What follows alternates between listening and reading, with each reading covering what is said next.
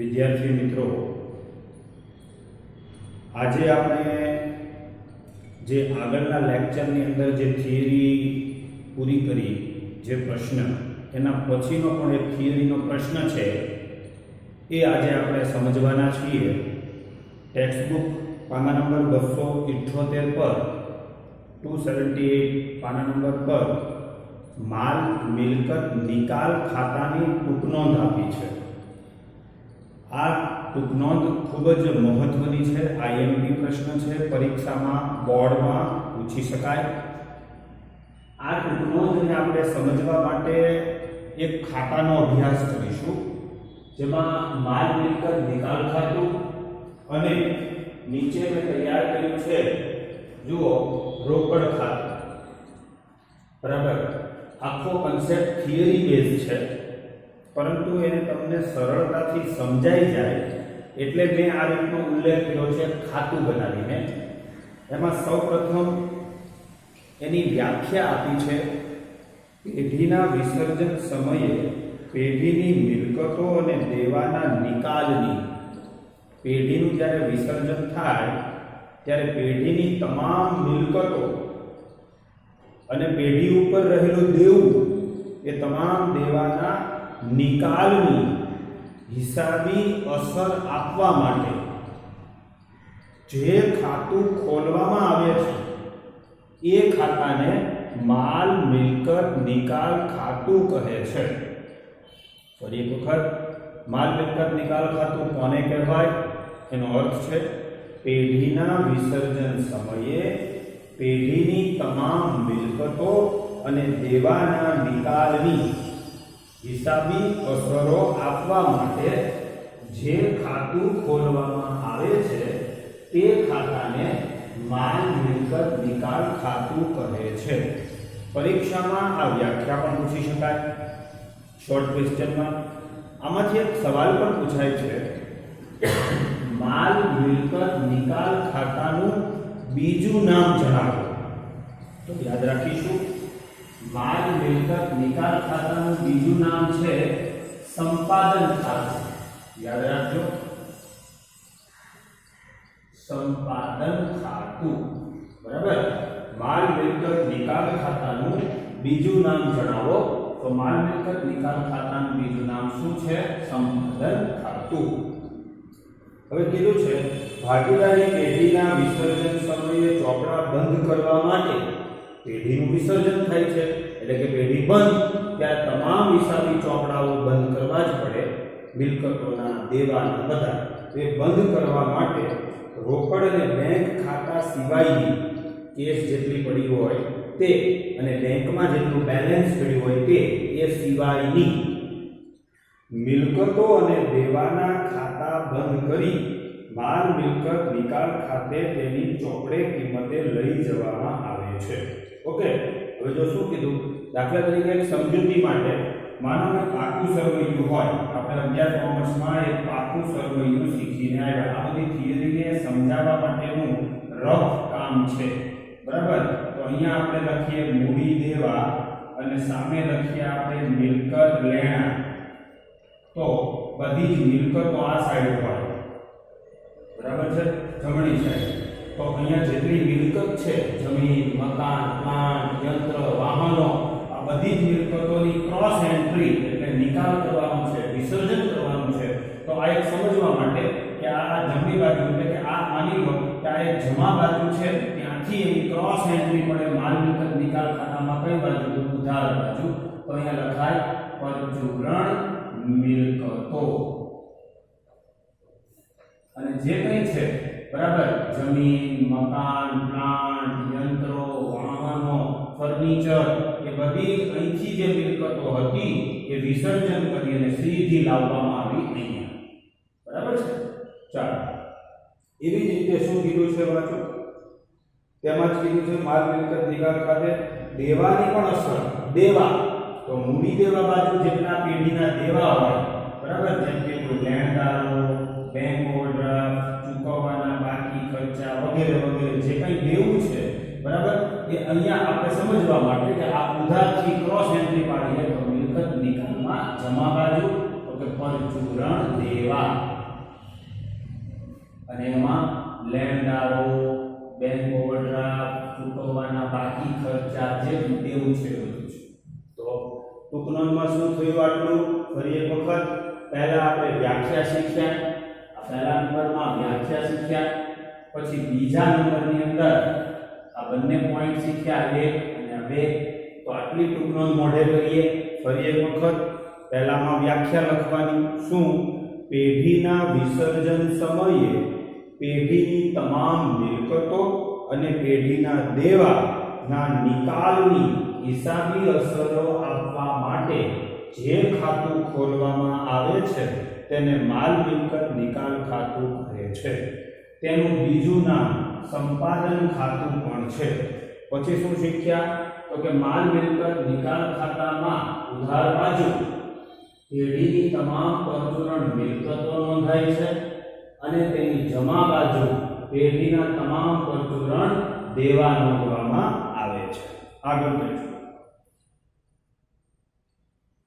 ત્યારબાદ મિલકતોની ઉપજની રકમ રોકડ ખાતે ઉધારી માલ મિલકત નિકાલ ખાતે જમા કરવામાં આવે છે અને દેવાની રકમની ચૂકવણી માલ મિલકત નિકાલ ખાતે ઉધારી રોકડ ખાતે જમા કરવામાં આવે છે.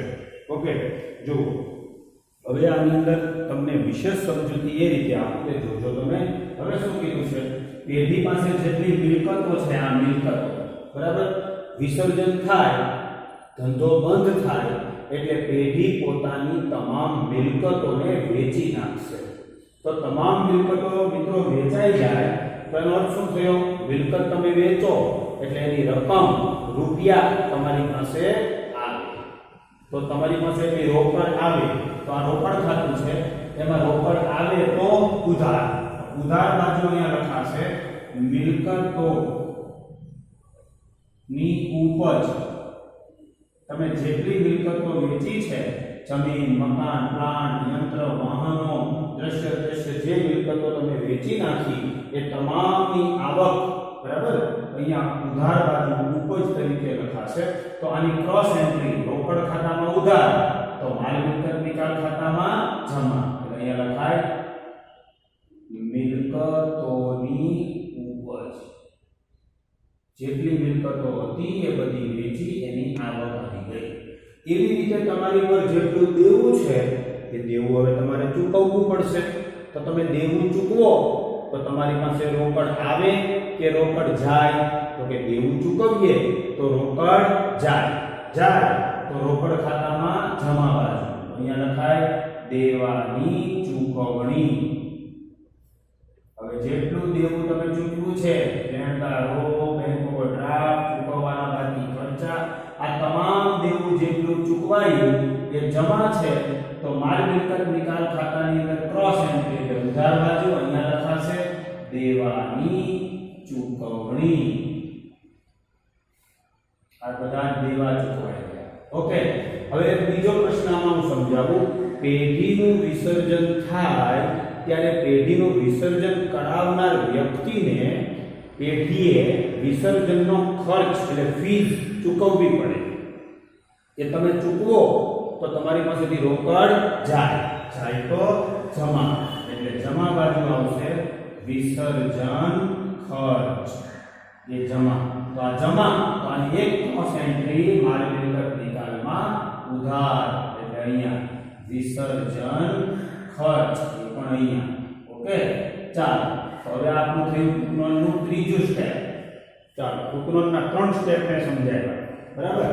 3 સ્ટેપને ફરી પાછા એક વખત શીખીએ એટલે ટૂંકનોંધ બરાબર મોઢે થઈ જવી જોઈએ. કારણ કે આ ટૂંકનોંધ તમારા માટે ખરેખર મોસ્ટ આઈએમપી છે મિત્રો, બોર્ડ માટે બરાબર. ચાલો શું કીધું છે ફરી એક વખત. તો હું વ્યાખ્યા બોલું છું, એ વ્યાખ્યા પ્રમાણે ધ્યાનથી જુઓ. પહેલા વ્યાખ્યામાં શું કીધું? પેઢીના વિસર્જન સમયે પેઢીની તમામ મિલકતો અને દેવાના નિકાલની હિસાબી અસરો આપવા માટે જે ખાતું ખોલવામાં આવે છે તેને માલ મિલકત નિકાલ ખાતું કહે છે. તેનું બીજું નામ સંપાદન ખાતું પણ છે. પછીના સ્ટેપમાં તો કે પેઢીની જેટલી પણ મિલકતો છે એ મિલકતોને પાછળ સરવૈયામાં જો પેઢીની બધી જ મિલકતોને માલ મિલકત નિકાલ ખાતાની ઉધાર બાજુ નોંધવામાં આવે છે અને પેઢીના જેટલા દેવા છે એ દેવાને માલ મિલકત નિકાલ ખાતાની જમા બાજુ નોંધવામાં આવે છે. પછી ત્રીજા સ્ટેપમાં શું કીધું? પેઢીની તમામ મિલકતો વેચતા થયેલી મિલકતોની ઉપજ બરાબર કે માલ મિલકત નિકાલ ખાતાની જમા બાજુ નોંધવામાં આવે છે. તેવી જ રીતે પેઢીના તમામ દેવા ચૂકવેલી રકમ એ માલ મિલકત નિકાલ ખાતાની ઉધાર બાજુ નોંધવામાં આવે છે. કયું? આ ઉપરાંત પેઢીનો વિસર્જન ખર્ચ પણ માલ મિલકત નિકાલ ખાતાની ઉધાર બાજુ નોંધવામાં આવે છે. હવે છેલ્લો સ્ટેપ, હવે આના પછીનું છેલ્લું સ્ટેપ બરાબર તો કે અંતે માલ મિલકત નિકાલ ખાતું બંધ કરવામાં આવે છે. અંતે માલ મિલકત નિકાલ ખાતું બંધ કરવામાં આવે છે અને તેમાં નફો કે ખોટ, જો ઉધાર બાજુ ડિફરન્સ નીકળે તો નફો, જમા બાજુ ડિફરન્સ નીકળે તો ખોટ. ત્રણ ભાગીદારો હોય A B C તો આ ત્રણેય ભાગીદાર A B C વચ્ચે આ નફા કે ખોટને વહેંચી દેવામાં આવશે બરાબર. અંતે માલ મિલકત નિકાલ ખાતું બંધ કરવામાં આવે છે અને તેનું પરિણામ નફો કે ખોટ હોઈ શકે તે ભાગીદારો વચ્ચે તેના પ્રમાણમાં વહેંચવામાં આવે છે અને એ વહેંચાઈ ગયા પછી તેની બીજી અસર જે તે ભાગીદારોના મૂડી ખાતે લઈ જવામાં આવે છે. તો આ થઈ માલ મિલકત નિકાલ ખાતાની ટૂંકનોંધ. મિત્રો ખૂબ જ સરળતાથી તમને મેં સમજાવી છે તો આ ટૂંકનોંધને વ્યવસ્થિત રીતે તમે તૈયાર કરજો. તમારા માટે ખૂબ જ અગત્યની છે અને એ બોર્ડમાં પૂછી શકાય. અસ્તુ.